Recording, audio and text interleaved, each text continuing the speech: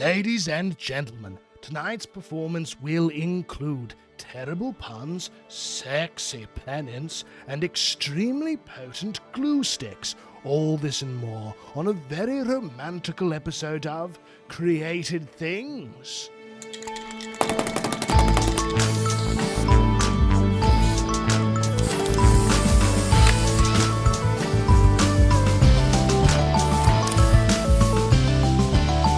Happy Valentine's Day and welcome to this episode of Created Things, where the hosts are not just sticky because of the glue sticks we used to put our cards together. I'm artist and psychotherapist Jacob Flores Popcheck. With me as always is my best buddy, ew, that's gross. My best buddy, Father Gabriel Torretta of the Dominican Friars. How you doing, Father? Well, not the first time somebody said that I have the best body, but, so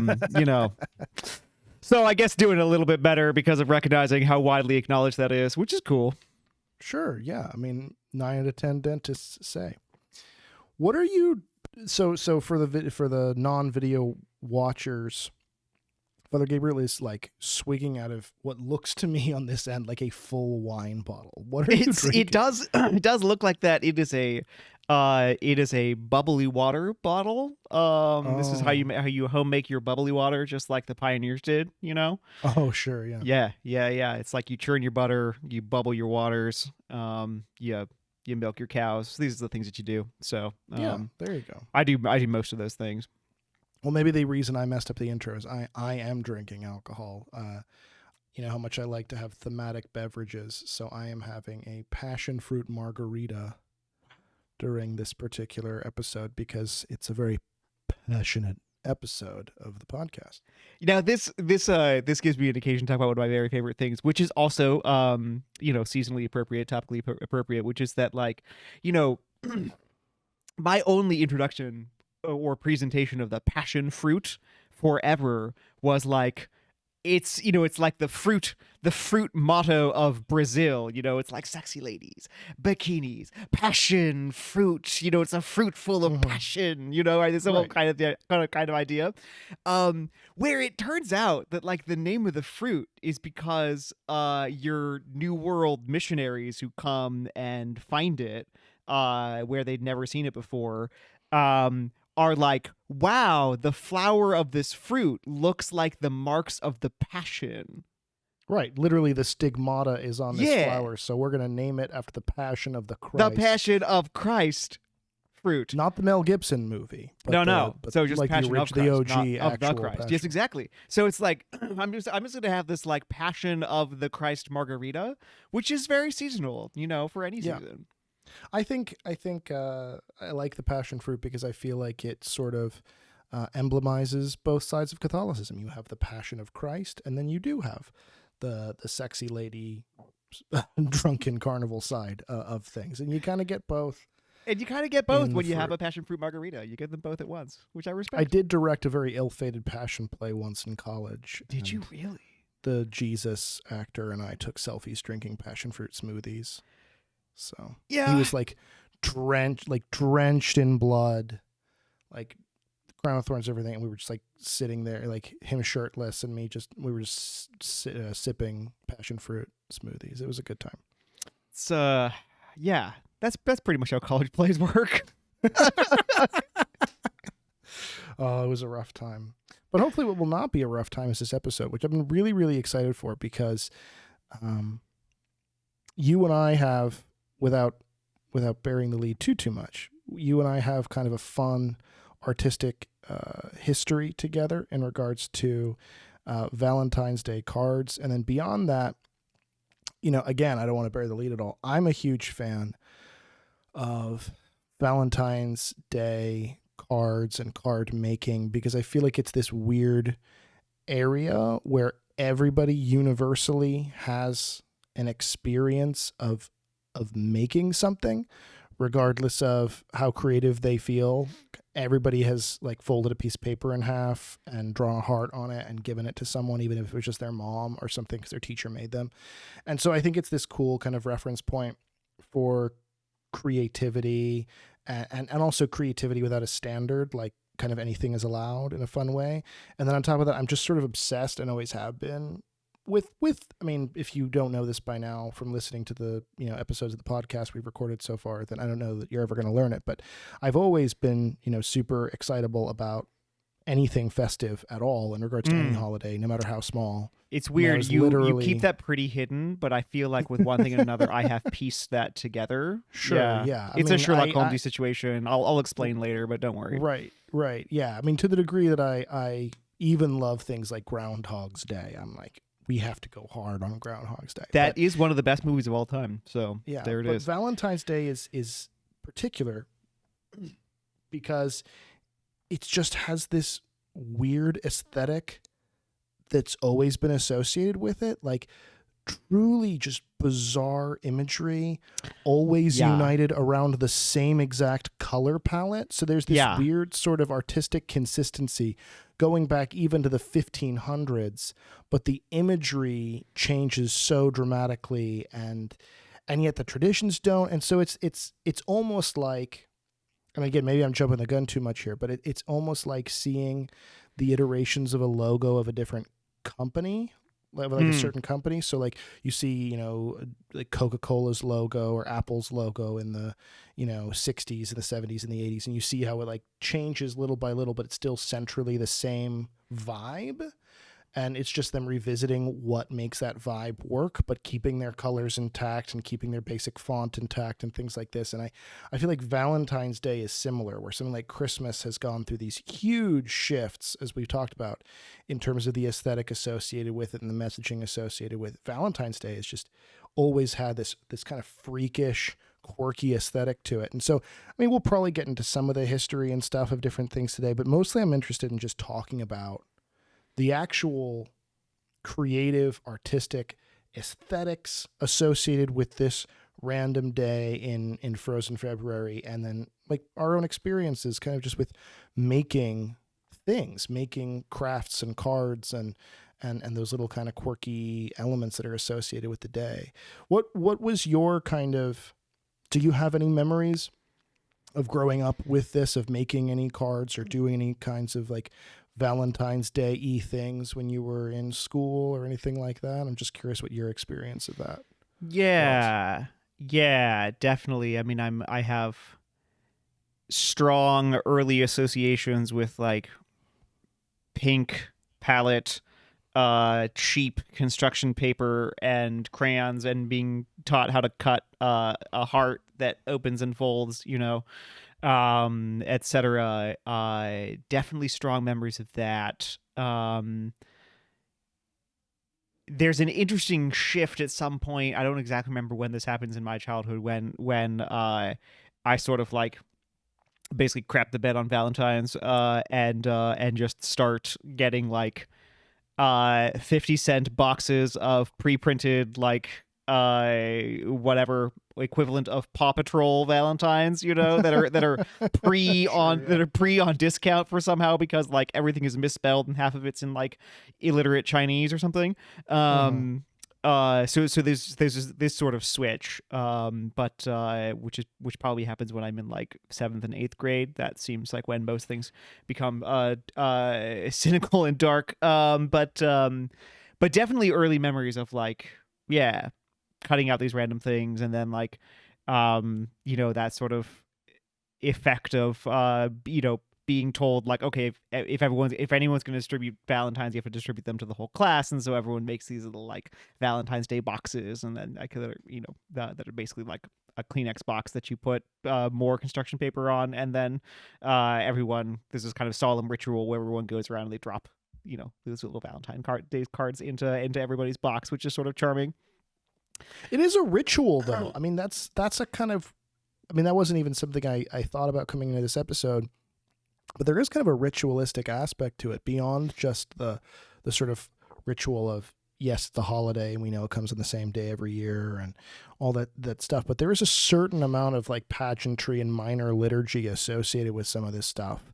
I mean, even to the degree of the multisensoriness of it. I mean, when you said cheap construction paper, like, the smell of that kind of washed over me. Like I'm sitting here with, and can you just smell like the the chemical like intensity of the glue stick and that sort of woody bookish softness of the construction paper and the like kind of slitting noise as you slice your little lefty scissors through the paper. I mean, it's there's something really visceral about it.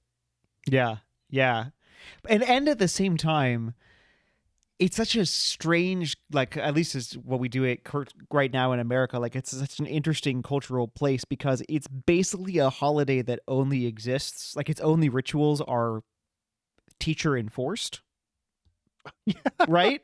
Like, this is Yeah, or this is mom enforced, but yeah, same thing. Yeah, yeah. I mean, to some extent, like parents, but it's such a school based ritual. Like, it's so school based. That like, you know, the teacher sets the rules for this and like the kind of rules of the game, and then like kind of constructs the shape of the ritual that's going to happen in that classroom that year. And then like whatever happens at home or whatever is usually like how to put it, backwash from what's happened at school, you know, yeah, like yeah, maybe true.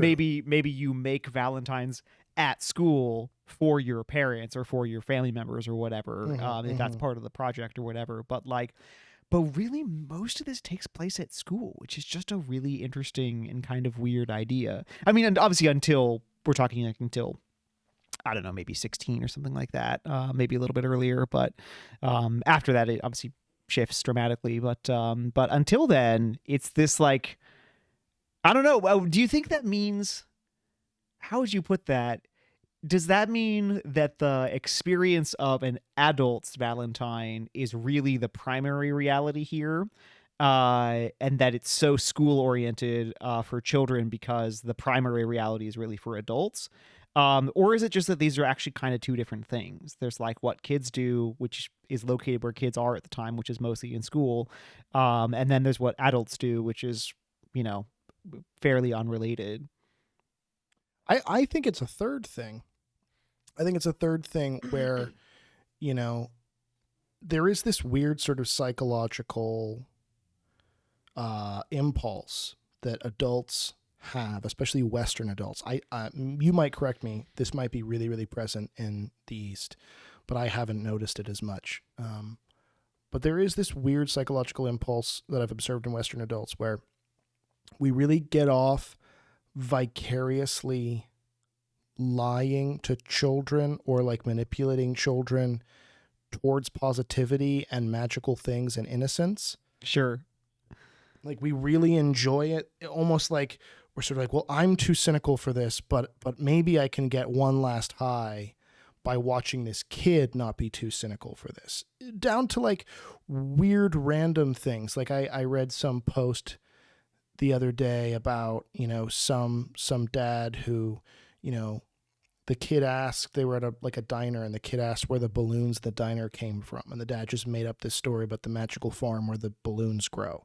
This kid didn't find out until like they were like That's so 12 good. or something that the balloons didn't grow on a farm. Or like the classic sort of, rather than explain any element, however age appropriate, of sexuality to your kid when they ask where babies come from, you make up the story of the stork and the cabbage patch, right? There's this sort of weird, like, it's too late for me, but it's not too late for you attitude towards positivity and children. And I think that comes out a lot in Valentine's Day, where we want, this is my theory. I think we want to reconnect with the innocence of romance and sexuality and these kinds of things. And we can't because we're too jaded by heartbreak and realism and sort of pornographical culture and things of this sort. And so it becomes really fun to vicariously live through a kid who just has a crush on another kid and can just give them a card, and that's as much as it has to be. Mm. Oh, I think there's a interesting. magic Sure. to that we want to reconnect with. And so, you suggest that the adult's experience is the primary one and the kid's experience is mimicking it. But I think it's the opposite. I think the kid's experience is the primary experience of Valentine's Day. And we, through all of our other Valentine's Day type customs, whether it's buying your girlfriend chocolates or roses or going on a date or whatever, is in some sense trying to reclaim that innocent feeling of being liked and liking someone. Mm. Like we talk about love a lot, but there's something really magical to, I don't know if like this was a phrase that you guys used, but my friends would all say, do you like that person? Oh yeah. And that's a different feeling. Like being liked is a really nice feeling that is separate. It doesn't have to be, but it is a distinct feeling from being loved. Sure. And I think we want to reconnect with that a little bit. And I think Valentine's Day gives us a chance to experience that kind of puppy love again. I don't know. Do you think I'm overthinking that? Well, I guess that hasn't been my experience of it, in Okay. large part because in by the time that I was rocking the school life, it was already the case that, like, as far as my memory serves, everyone gave Valentines to everyone else. There's this strong sense that, like, well, if it's just like where you give Valentines to like the person that you like have a crush on, or that you like, then, like, the unpopular kids are not going to get anything, and it's going to be sort of a sad Sure. day, and there'll be like, emotions of a bad kind and whatever. So think I don't think I have any memories of it being any other way. So I don't have a strong set of memories in my mind about it being really associated with, like, does this person like me? Do I like this person? Like, can I give her a card? Will she give me a card? Like, there wasn't, I don't know. I think in my experience of it, there wasn't a lot of that dynamic. It was more just, it was this kind of particular school ritual.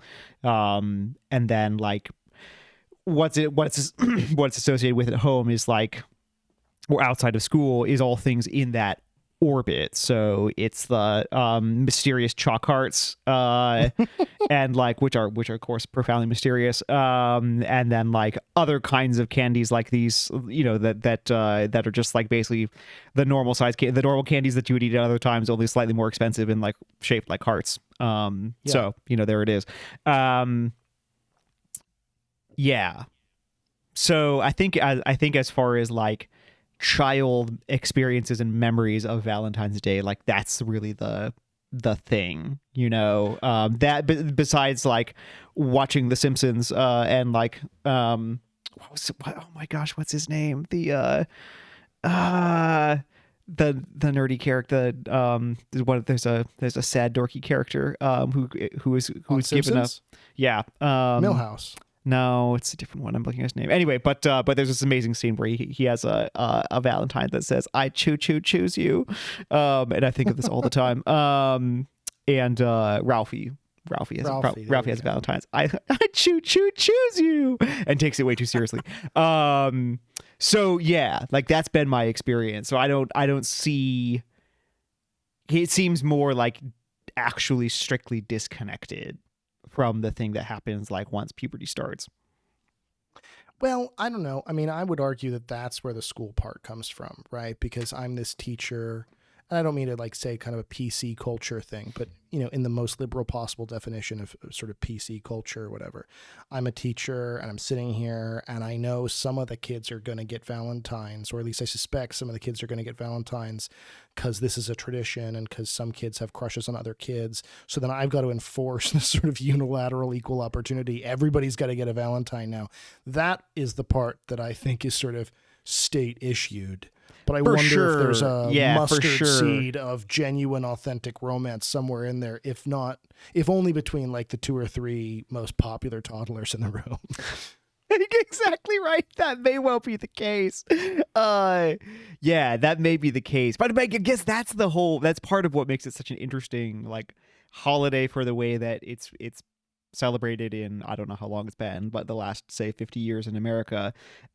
It's just that it's a holiday that's only motive, force, and ground is predilection, right? Like, liking someone more than other people. Like, that's the only ground by which it sort of, like, comes to be what it is that, like, I want to celebrate on this day, being more disposed to this one person than another, like, that I like this person, which is different from the way in which I just like everybody else. uh which is interesting and like cool and beautiful, and there's a lot that like it's like amazing that there's sort of a holiday set aside where you just sort of like celebrate that there is somebody that you love, or that you want to love, or that you that you like depending on how old you are, Or that you um want to like you. or Yeah. that you want to like you. But then, of course, because everyone is in school on February 14th, at least, 6 out of 7 years, this ends up like you can't have a whole school full of a ritual based on predilection, right? Like, Right. I should say you certainly can, but that has But it's very supposed to come in profound high school when we elect prom kings and things like this. Right now, we're not doing that. Yeah, exactly. Like that's all possible. That all works, but even then that's like one person or like a couple of people. And like everyone knows that there's always going to be like a more popular person, but this is that but like this opens up strange worlds where you could have like a class of say 30 people where like 5 people will get a great many Valentines and 25 will get somewhere between 1 or 2 and none, right? Right. The Charlie Brown syndrome of it. Yeah, which is actually like really great, but I was never in a school situation where somebody was willing to lean into that, as far as I remember. Can you elaborate on why you think that's really great? Because I can imagine a lot of people horrified that you would think that. I can see that too, but I just in the end we've just made it something different, and I'm not saying. I mean, there's no crystalline purity here. I think we got to go back to the glory days of Valentine's in 1957. Make Valentine's Day great again. Oh, is that an option? Yeah. Build Valentine's Day back better. Yes, exactly. It will cost $6 trillion to fix Valentine's Day, but it'll be worth it. See, I referenced both so that technically I'm bipartisan and Spotify doesn't have to get angry at me. Isn't that beautiful? That's such a beautiful thing. And like you live in Florida and I live in Chicago, so like this is just we are as reaching across the aisle as we can possibly get. It's beautiful. Neil Young does not have to protest our podcast. No, that's right. Sirree. But he's welcome to. In fact, I would appreciate it. Let me be totally frank. If he would, that would be really great. In fact, let this be our formal pitch. Neil Young, would you mind? Even though I love your vampire song, it's like the bedrock of my Halloween playlist. Would you mind canceling us? I would appreciate that. Make sure you spell our names right. But I would really appreciate it. Actually, that would be fantastic. Even if he spells our names wrong. Actually, that's just true like enough. Everyone does. This ancient, past his prime folk singer, just like activistically tweeting our names, just butchering them, and it still draws attention to the podcast. I would against us. That die. Would be, oh gosh, that would be. I'd be so happy. That's true. I would be too. Yeah. Okay. That'd be a real like. Oh God, I'm totally blanking the name. Is it Simeon? The presentation in the temple. Yeah. Yeah, that'd be a real like Now you let your servant go in peace. Lord. Yeah, exactly. Yeah, you can let me go in peace. Like this is I've reached it. I've crossed that line. Nothing. What we're saying is like Neil Young: give me the gift of your hate. Yeah, that sounds. If very we produce a emotionally folk healthy. album, can that be the title of it? Neil Young, give me your hate. Give me your hate. And none of the tracks would have anything to do with Neil Young at all. No, Neil Young covers. Obviously not. Like who's ever listened to Neil Young? No, that'll be great. Yeah, no, exactly. Yeah, you're throwing exactly. that who's ever listened to Neil Young in there just to ensure that he cancels us with more ferocity. Yes. Also, it's a fact. Yes. So there it is. But yeah, no, I think the notion of a holiday that is just built on like that you have a particular love for somebody is really cool. I think that's really great.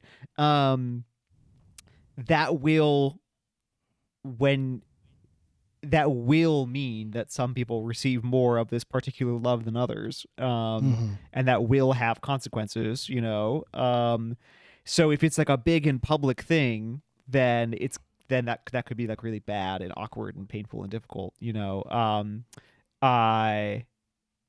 So basically, I don't know what it would be like if you wanted to actually just sort of like embrace that and not be like, no, No, you don't have to give everybody Valentine's if you don't want to. No. Just full on free market capitalism Hunger Games approach to Valentine's Day. Just Yeah, like everyone out there for themselves. Exactly. You do have to do this. It's not a choice whether you get to participate or not, but it is fully a choice about who you give it to. Yeah. And you can give none. It'll just, but that's a choice that you've made, which is to give none to nobody. Yeah. It's And we will call it out specifically. I have no predilections. I just nothing. Nobody. And I love nobody, which is amazing. What a beautiful thing. Was that the first time you noticed you had a vocation of the priesthood, Father Gabriel, when you noticed you were the kid who had no predilections whatsoever? I actually don't love anybody. I should become a priest. Dear Mr. Pope, I heard on the podcast, this is why I am rage tweeting about it, signed Neil Young. Oh my dear Mr. Pope. Oh my gosh, That's the wouldn't that title be of our great if, second album, Dear Mr. Pope. Dear Mr. Pope, wouldn't it be great if Neil Young was rage tweeting at Pontifex? You gotta cancel these guys. That sounds like, what's the Inside Llewyn Davis? Have you seen that movie? Gosh, it's like the only Coen Brothers movie I haven't seen. There's a song, Dear Mr.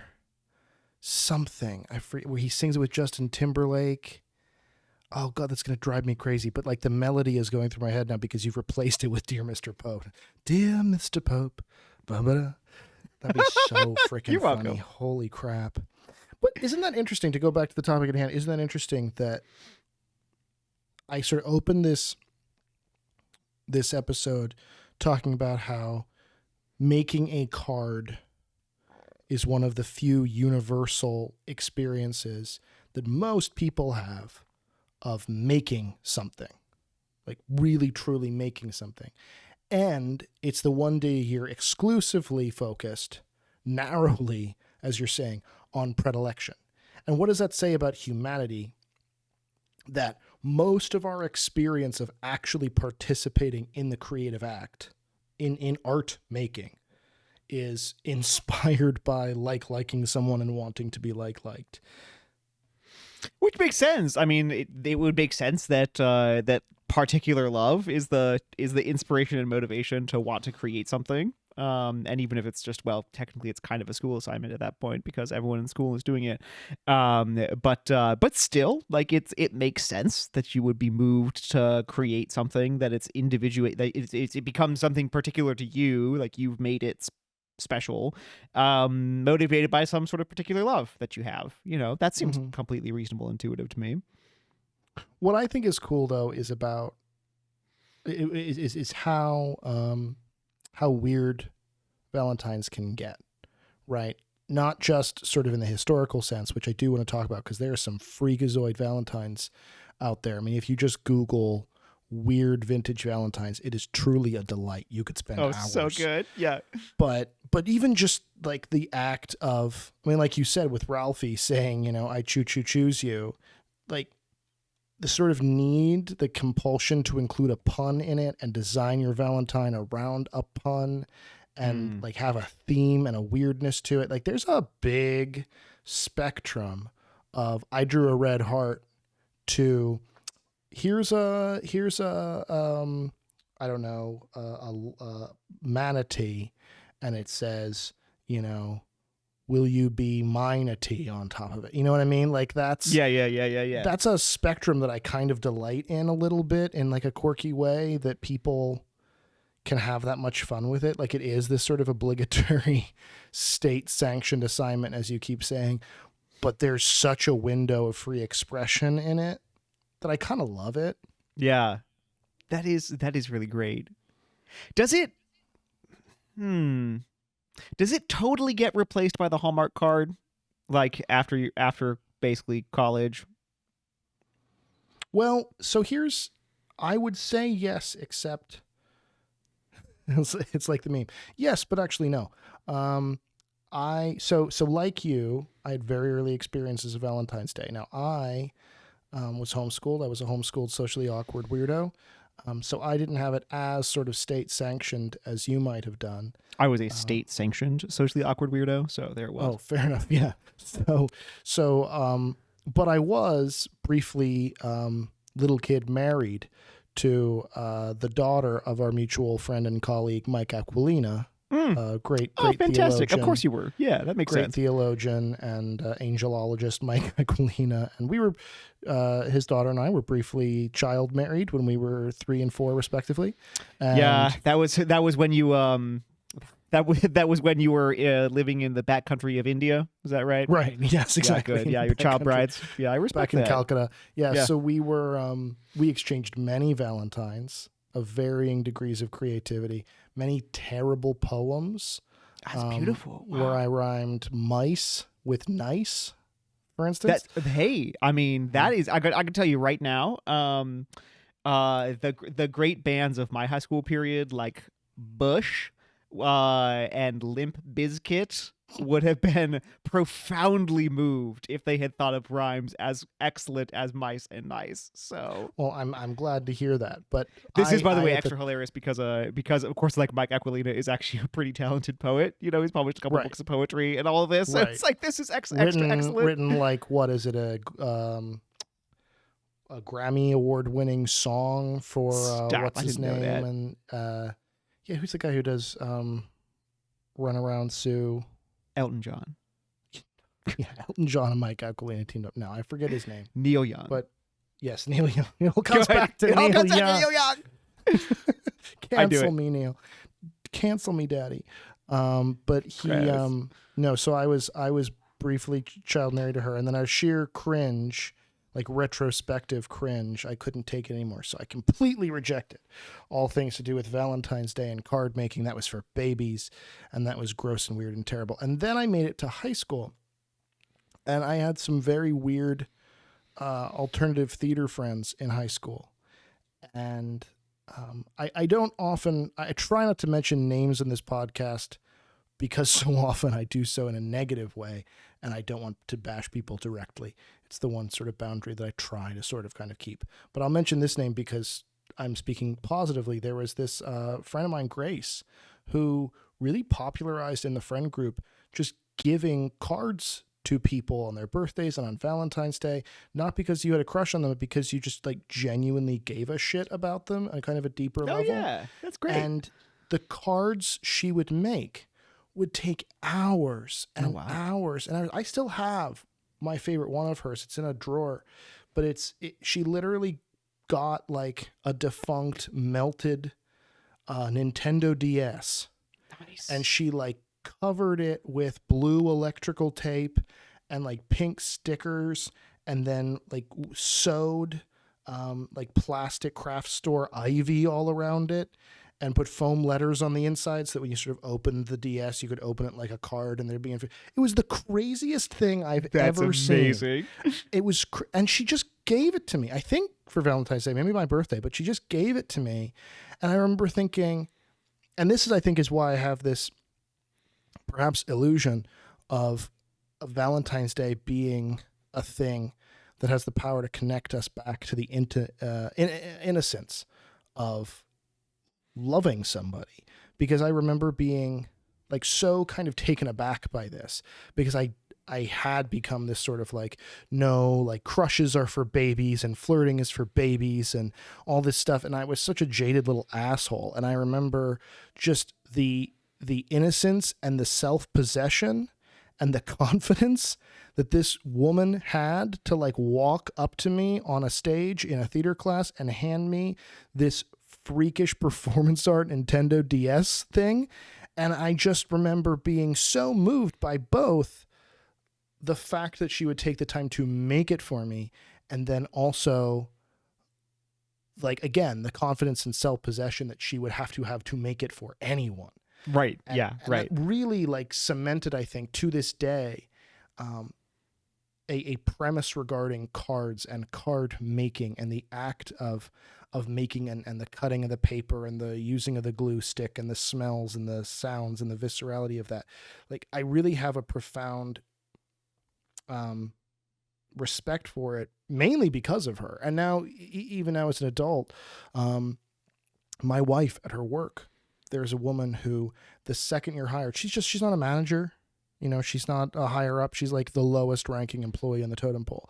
But she makes it her business that every time someone is hired, she finds out their birthday. And she That's finds awesome. out anything she can find out that they like. So, what's your favorite animal? What's your favorite color? What's your favorite date?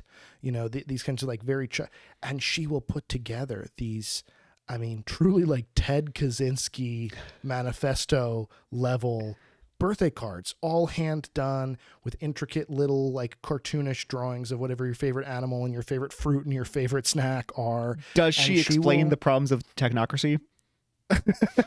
Because otherwise it's not full on Ted not Kaczynski. full Ted Kaczynski, yeah. Yeah, and she includes some C4 in it and mails it to you. No, but she does. She like learns your birthday and That's memorizes awesome. it. That's really sweet. And like yeah. brings and I like and I was like, that's so like even now I'm this cynical bastard where I'm like, that's kind of weird. And then Jess, my wife, brings home on her birthday. You know, 6 months after starting this job, I'd completely forgotten this was a thing that this girl does. So had she. And she comes home with this, you know, poster sized, you know, handwritten font, like 100 lines long with poems and weird stuff. And she was like, that's a lot. Oh, she that's was like that, in yeah. tears. Like Aww. my wife was like she was like, this was the sweetest thing. Like, and I think that's, again, that's sort of what I'm advocating, that there's an innocence to this that we all sort of want to reconnect with, but we're all too jaded. So we pretend we don't want to connect with it. But then the 14th rolls around and we're like, gosh, even though they're gross, I really would like someone to buy me some sugar hearts. And I would really like someone to They're make me a chalk paper hearts and they're card delicious because eating chalk turns out to be delicious as long as it has incomprehensible messages written on it. You take that to the bank. But yeah, I don't know. There's something about like, I don't know. It cuts through the cynicism a little bit. Yeah. It's a nice little palate cleanser, you know? No, I think it's beautiful. I think that's something about this that I can really grab onto. I think that just kind of spontaneous gift giving that is a gift just of time and creativity and love is just the most amazing thing, you know. What's neat about those two particular examples that you just offered is that it's totally disinterested in the best possible sense. I mean, like I should say, like I get nothing from this. Like it's a pure act of love. It's just like, oh yeah, sure. I mean, I'm sure the two women you mentioned, there's a joy in giving the gift, you know. So they're the kinds of people who feel a lot of joy in giving that kind of a gift, you know, and anticipating someone's enjoyment of it. These kinds of things. So that's all wonderful. But it's weird. But it's what's splendid about it is that it's just so. It is kind of so one-sided. It's just like, I give this to you because like I want you to have it, and I enjoy and I love the fact that you can have it, and like nothing about this environment or situation would in any way expose a temptation of the heart that you should be giving me one back. You know, Yeah, which is yeah, really well, cool. I mean, there are things that are reciprocal, and that's all great. But just the two particular examples you gave had that kind of splendor of like total gratuity, which is awesome. Well, I'll go a step further, you know, which I always do, but I'll go a step further and say that the potential for even sort of the vicarious, I did a good thing, I did something nice for someone else, and now I feel nice thing was reduced for these two women, because again, the product that they created was so intensely freakish and so bizarre So that I don't glorious. know if anyone has ever received a card from one of these two women and like responded like, oh my gosh, I love it. Like probably every single person who's ever been given it was like, what in the living hell did you just put in my hand? Like I remember it being handed this, Grace handing me this Nintendo DS monstrosity and feeling like someone just put a wet jellyfish in my hand. And I'm like, what am I looking at? And she didn't care.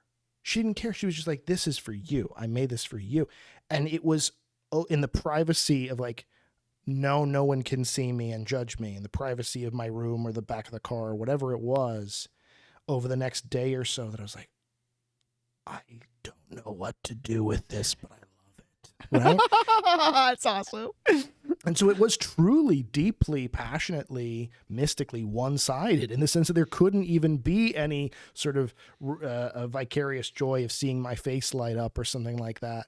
And in the case of the woman at my wife's work, you know, she just hides it in your in your locker. So she doesn't even give it to you. You know, there's this That's real so sort great. of Yeah, Saint Nicholas dropping it in the shoe kind of a vibe to it. That yeah, you're right. I mean, there's no, because even, I mean, and you know, we did 3 episodes on Christmas. Everybody knows how much I love Christmas, but even Christmas, there is this sense of I'm going to give you a gift, you give me a gift. There's a transactional element, but Valentine's Day is just so freaking pure, man.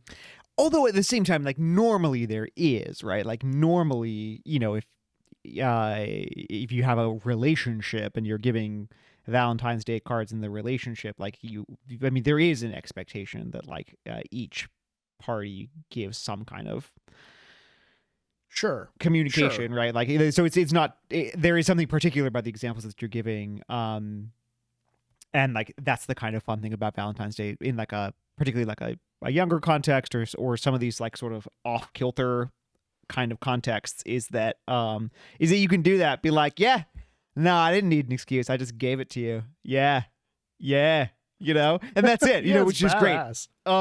But yeah, but of course there is, you know, most people's experience, so this is going to be reciprocal, right? Like you know, your girlfriend, your boyfriend, or whatever, and your spouse, or you know, and you're like and you know, that's not always bad. I mean, like it's being reciprocal can be a beautiful thing. Sure, You know? no, I'm not knocking it, but I do like the spirit, because again, I want to talk about this. I was attracted to this topic because of the inherent artisticness of it and that visceral experience of making. And I think that there is, and again, I keep foreshadowing this episode I want to do on the difference between art and propaganda, and we just never get to it. But I think there is something inherent to art that is absent from propaganda, where art is necessarily agendaless. And so I think that the idea of, even if you suspect that the other person might give you something, just sitting down and saying, what's the weirdest, most off kilter thing I can just make for this person to show them the uniqueness of how I feel about them, and just totally forget the possibility that they could be doing anything similar.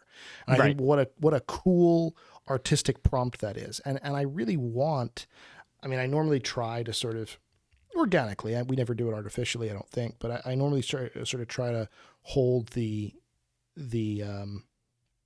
invitation or the call to action for the listener towards the end of the episode, because that's just, you know, what sort of makes sense. But, you know, again, I don't want to bury the lead too much. And so I guess I would just really encourage anybody listening to just do that. Like, challenge yourself to sort of take that artistic prompt and say, again, what's the weirdest thing I can make for this person that I love to show them the uniqueness of the way that I love them particularly, and just go hog wild. And yeah, sure, buy your girlfriend the necklace. Yeah, sure, you know, buy your boyfriend the lingerie, or your husband the lingerie that you're going to wear, whatever. I don't want to promote premarital sex. I'm sorry. Edit that out of the podcast, Kyle. But yeah, yeah, sure, do that. I'm not saying don't do those things, but for frick's sake, man, sit down and make a kick-ass weirdo freakazoid card for somebody too. Yeah. No, I think that's great. And I love, because this is actually a really important part of creation and acts of love, actually, is that they are the more pure, the more that I am doing them out of my love for the other person, and the less that I am doing them because of what I expect to get from that, you know, even if it's just like happy feelings or whatever. But like, if I want this person to have this thing because like I love them, and I think that it will be amazing how wild and discomforting and amazing this will be for them. Like, this is great. Those are pure kinds of gifts, you know, like and that's, maybe that is it. Like, maybe Valentine's Day is a moment, an opportunity to kind of try to recapture that. Because once you leave the like 10-year-old world of like Frozen and Paw Patrol pre-printed Valentine's Day cards, and if you step away from the adult world of like pre-printed greeting cards, then you are in this whole wild world that is literally whatever you make it. Mm-hmm. which is exciting that you can like do whatever is available to you that is just motivated by this desire to show some love in a way that is like literally like once you step away from those two templates, you have no more template, so you just do what feels right. Right. Yeah. And I think, again, not to compare to Christmas over and over and over again, but it is the last sort of holiday that we came out of topically. And I think there's such pressure with Christmas. I want to get you something that you want, and I want to get you something that, you're going to use, but I want to get you something unique. And I mean, literally, to cut over to the psychological bent, I talk to a couple of clients probably every year. I have a couple of clients bring to me voluntarily and without any knowledge that anyone else exists dealing with this.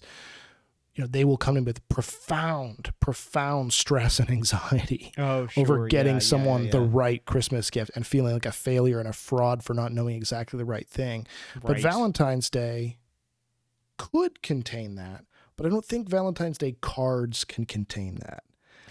That's a good point. That's a good point because like for sure, like anything with gifts, right? I mean, like it's just kind of that gifts are gifts, once it's an expectation that this thing happens, then like, okay, fine. Like there's going to be some elements of that dynamic, but, or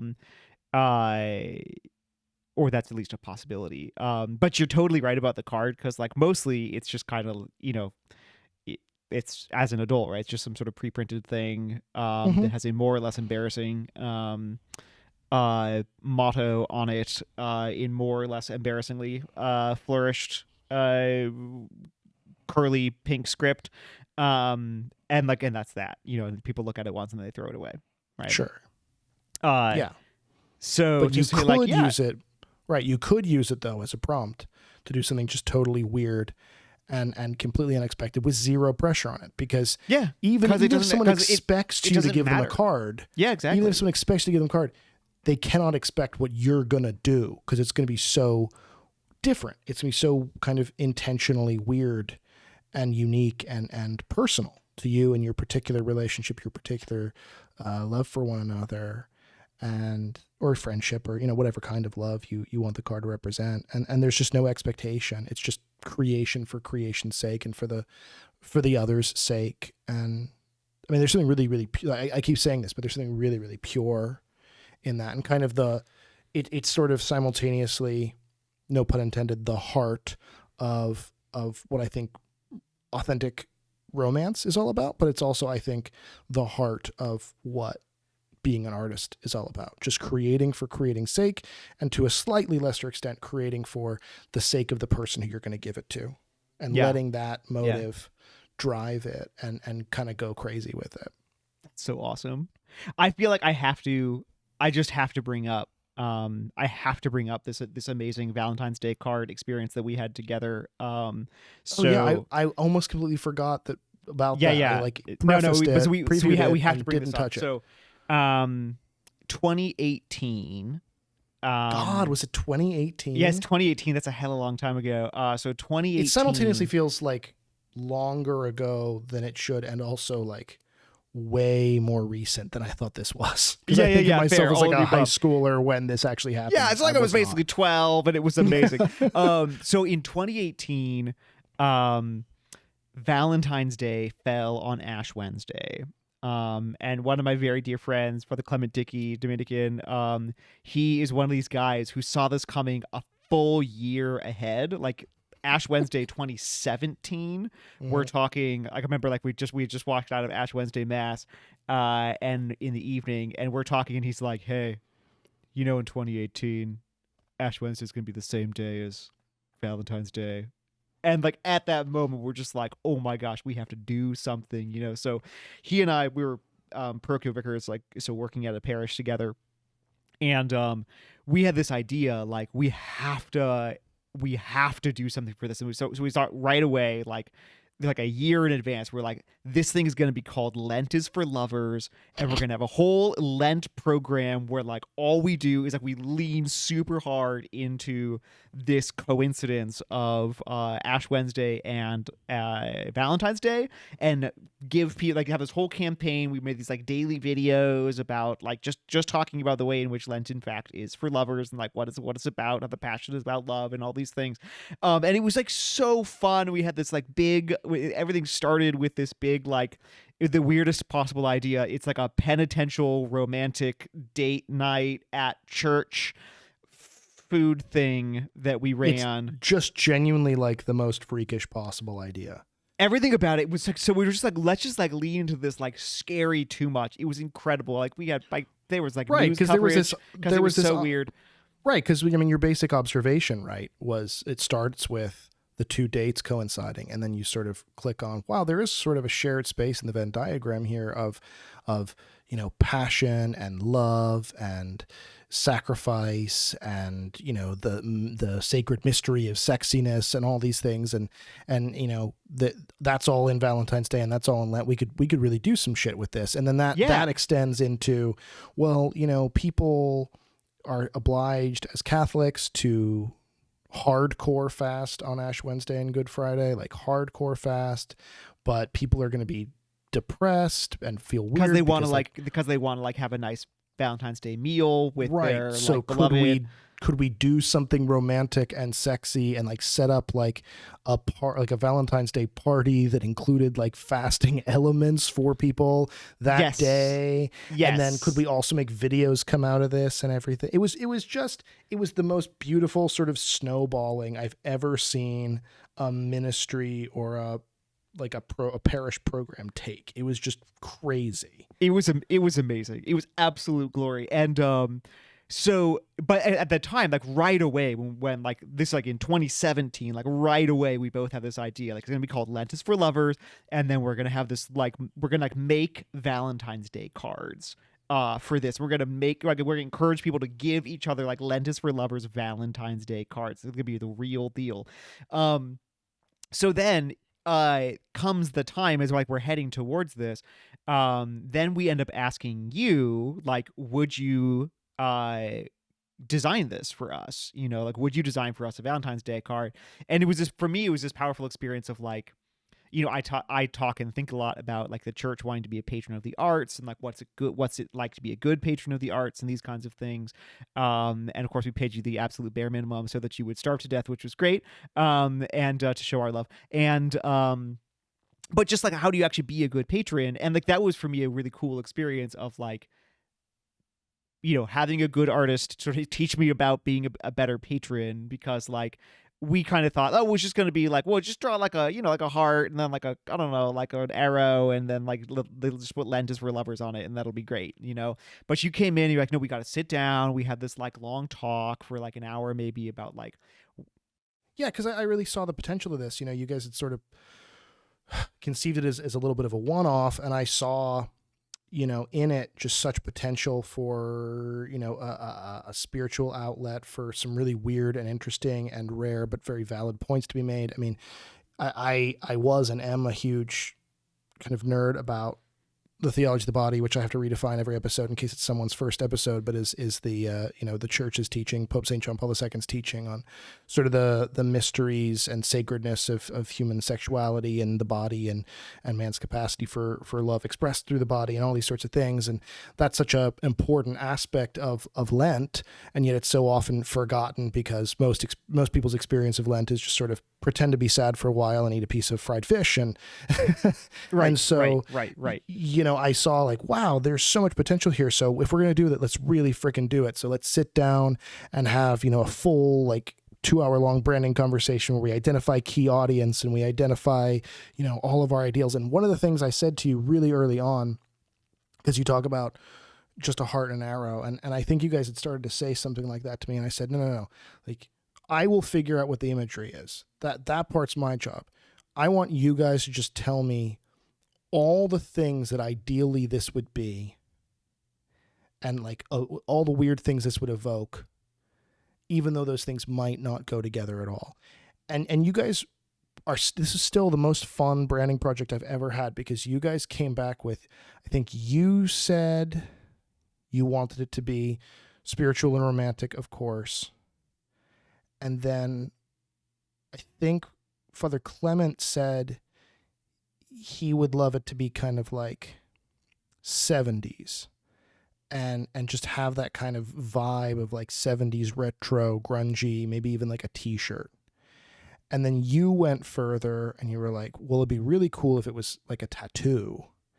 And then I forget which one of you, but I think it was you, because it seems like a you thing to say. We're like, and it's gotta be pious, and it's gotta be like really penitential, but it's gotta be really freaking sexy.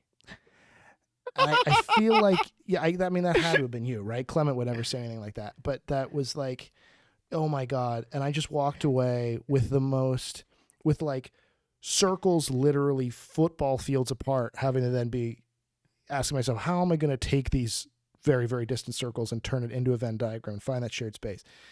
And I ended up coming up with the logo for Lent is for Lovers, which I think really lit a fire creatively under the whole project, because then Absolutely. we were all like, whoa, we're going to take this a lot further than we initially thought we would. And I'll post the original image to the Instagram for people to see, and I'll have our producer Kyle throw it up in the video version as well. But what I ended up coming up with was, classic vintage Valentine's Day heart, big 70s text, Lent is for lovers in the center, but kind of done in this paper cut sort of way, so that it physically felt sort of cut out. So red, and then the on a white background, the lettering is white. But then what I did was, so there's this Catholic practice, for those who don't know, the Catholic practice of the Stations of the Cross.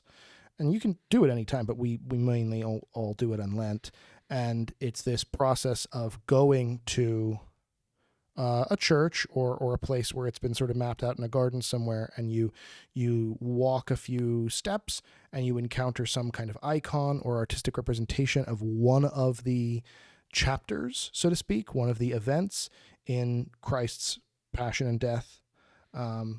Starting with when he's, I guess, what's the first one where he's like where he's like sentenced at first, Yeah, right? condemned to death. Yeah, condemned to death. And then you like move forward as he takes up the cross, as he's stripped, as he's beaten, as he falls each of the 3 times. And then when he's finally put on the cross and dies, then is taken to the tomb. And I was looking at this and I realized, well, number one, this embodies all of those, like the full essence of kind of what we have been talking about with the intersection of romantic, sexy Valentine's Day love and, beautiful, divine, sacrificial love of Lent. Because, I mean, you look at it, just the narrative itself without any kind of religious context. If you look at it, purely in a secular way, this is a story about a man, promising, he's making a promise to love deeply.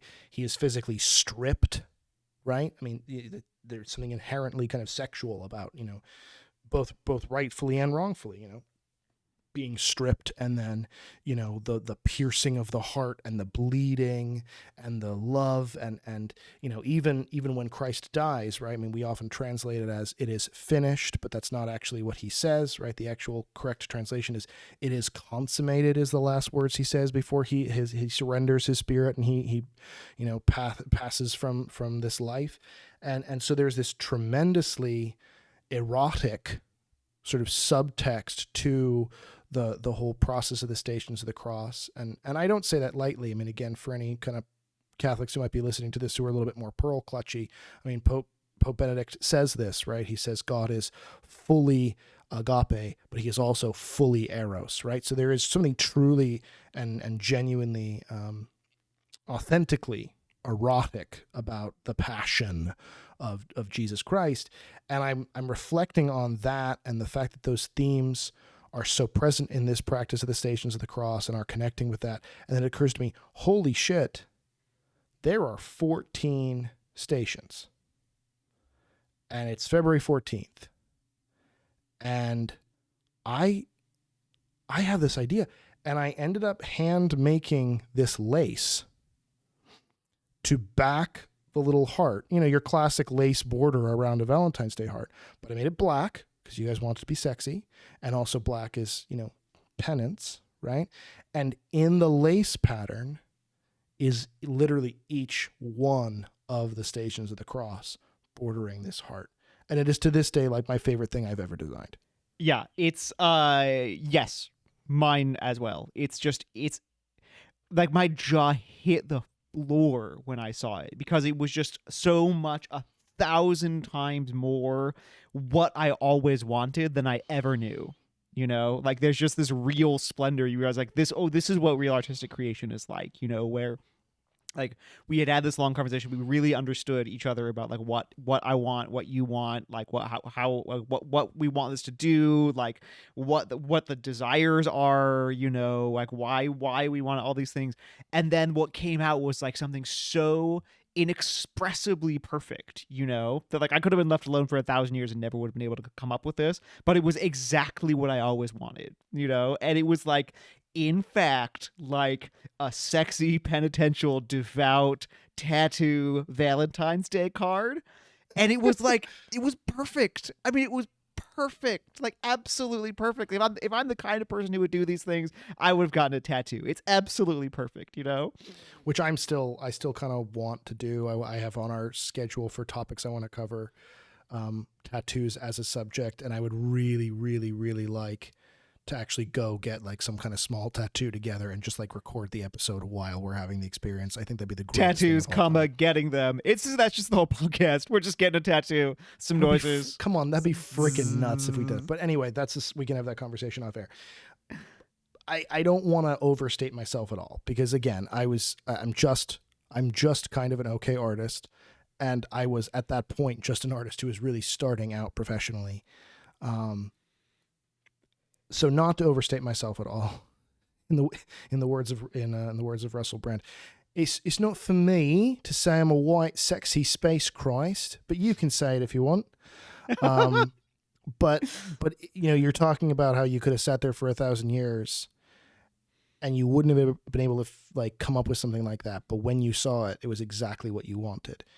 Isn't that one, the nature of creativity, like we're talking about in today's episode? The nature of making things. And two, isn't that the nature of who Christ is?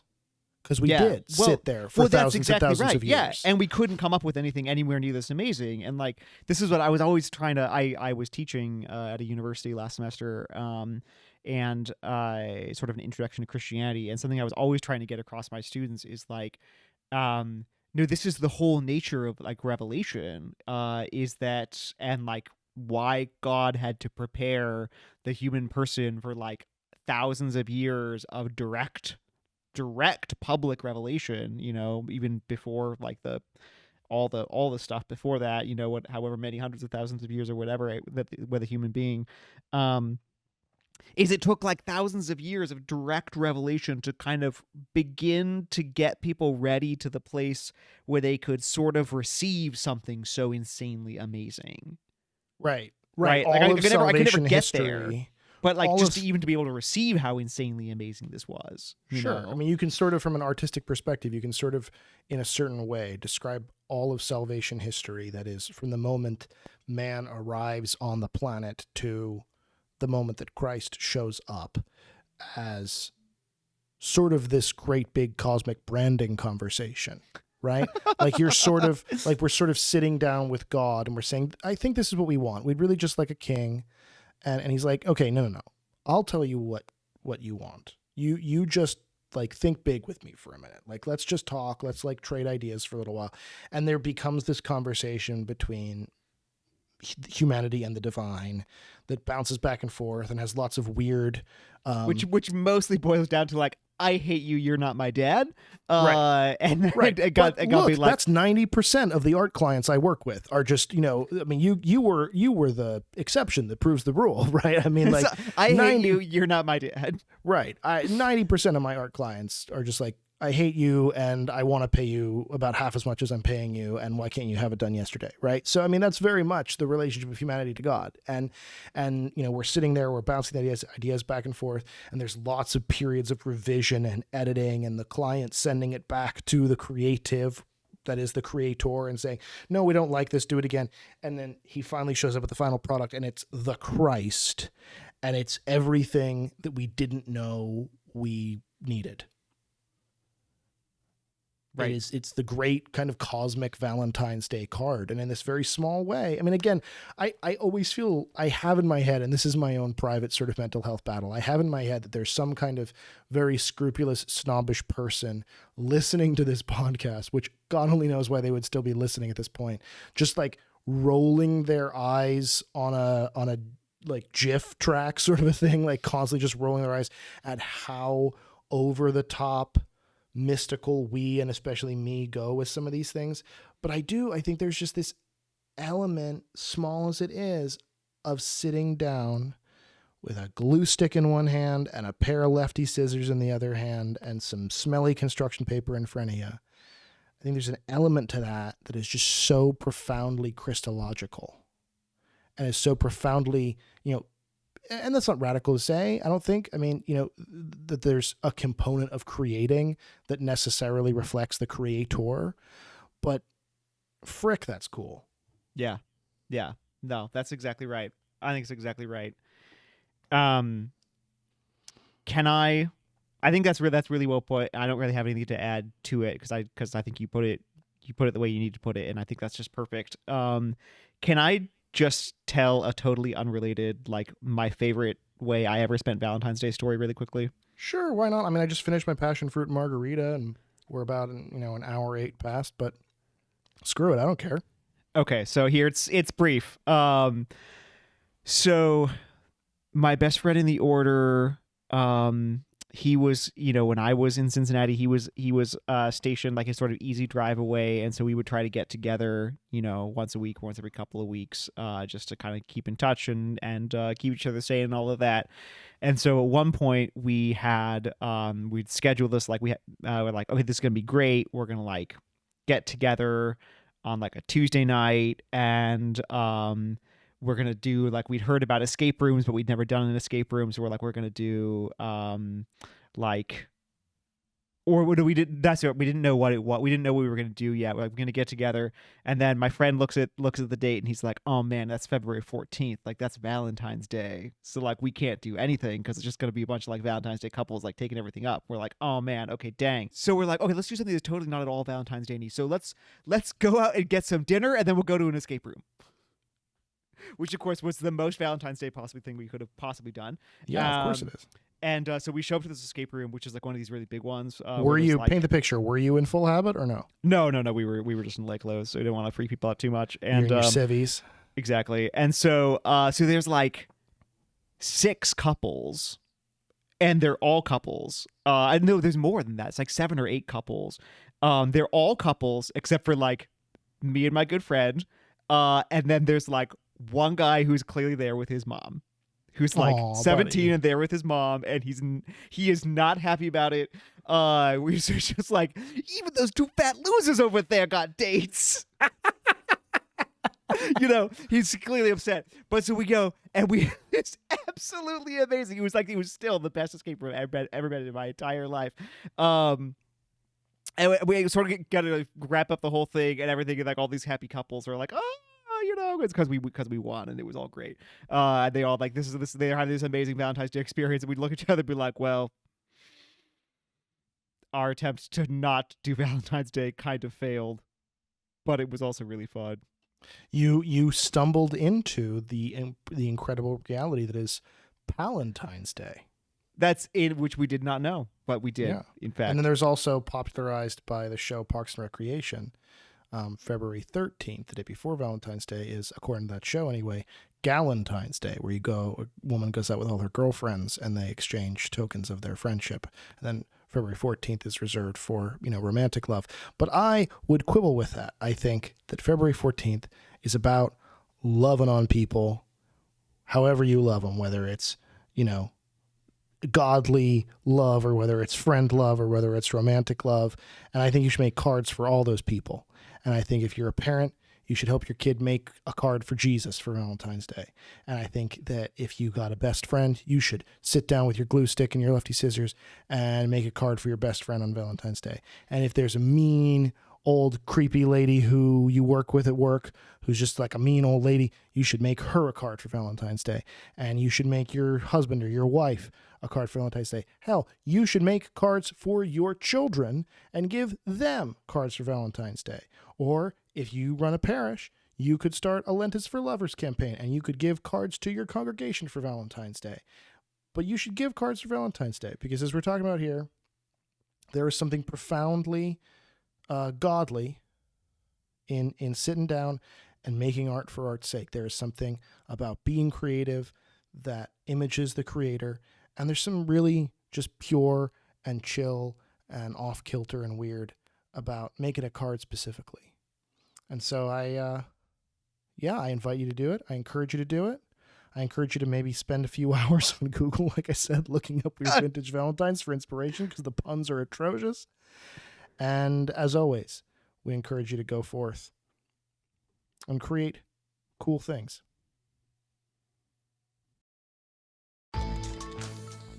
This has been Created Things, an Art, Soul and Mind production with Jacob Flores-Popchak and Father Gabriel Torretta. Production by Kyle Meineke and Jessica Flores. Theme song by Federico Carranza. For more on the podcast and on its hosts, visit artsoulandmind.com.